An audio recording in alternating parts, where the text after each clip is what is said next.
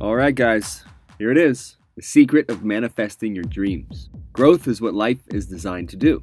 Everything that is alive is either growing or dying. Life has put together the most intricate design that is known. Nature is a miracle. It is completely unfathomable as to how all of this became itself, including you and I. But there is one thing that is completely evident in the workings of it all. Growth. So if growth is inherent in life, then why would we ever stop growing? The answer comes in a single word that means a million different things to a million different people. Stress. So how does effort play into all of this? Effort is necessary in the process of growth, but human beings are far more complex and evolved than we know of. At a certain point, the effort we once used to get us to where we are can hinder and completely halt our growth and performance. We have all seen it in the sporting arena time and time again, in the music industry. Even our favorite actors falter in their performance long after they've been labeled masters of their craft. Why? Because our conscious mind is getting in the way of our intuition. Intuition is kind of like a mystical term for most people. We often use words like these without thinking of what they really mean and why they are the way they are. Well, I don't. I love to think about how things began, as you can tell, especially words. Our entire lives are based on words, and the same word often means two different things to two different people. So intuition to me means letting go and trusting that all the information and skill necessary are within, and I need to do nothing to let them out. The key word there is nothing. No thing. Your intuition is your inner voice. It can only speak when you are quiet, inside and out.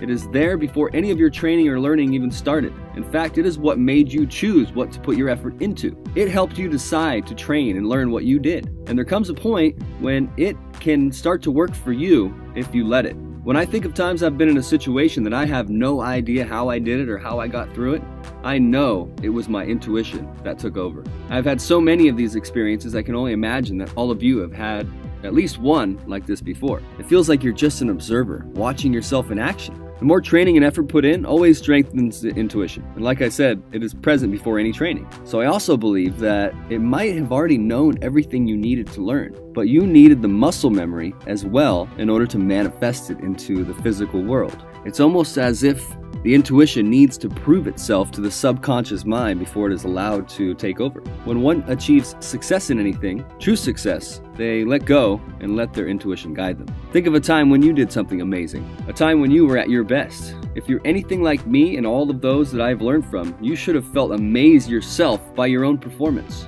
It is almost as if you were only a tool or a vehicle and something else was using you. This only happens when we let go. There are some people who call it flow. I love that term because it describes the way it feels in every sense. You feel like you're flowing. You feel like time slows down and you're floating along, watching yourself manipulate reality.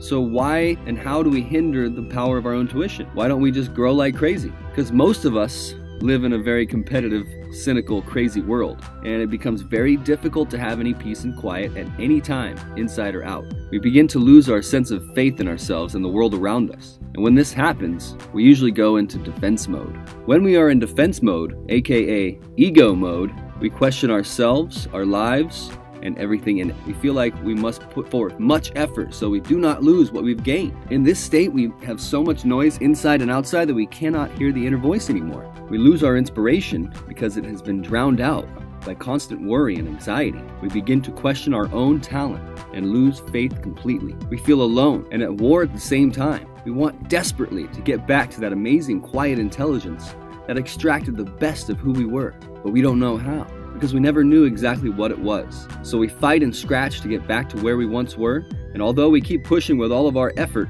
we can never get back as long as we are trying to. It's the trying that hinders our growth, the effort. Have you ever had a backseat driver telling you what to do and where to go while you were driving? This is exactly the same thing. When your conscious mind starts to give direction to something that is already in process in the pre-learned subconscious mind, it creates an interference or a disturbance. Think about a time when you were trying to think of a name or trying to fall asleep or meditate. What happened? You probably grew so frustrated that you finally gave up. And then what happens?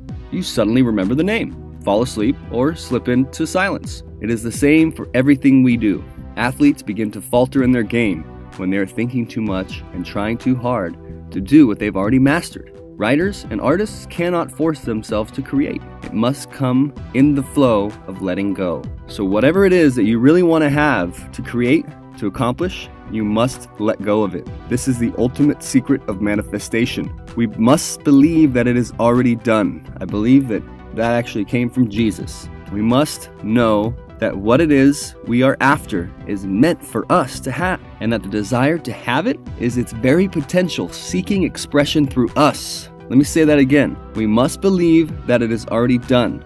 We must know that what it is that we are after is meant for us to have, and that the desire to have it is its very potential seeking expression through us. So in effect, it is not that we want anything at all, but what it is we think we want really wants us. Stay tuned.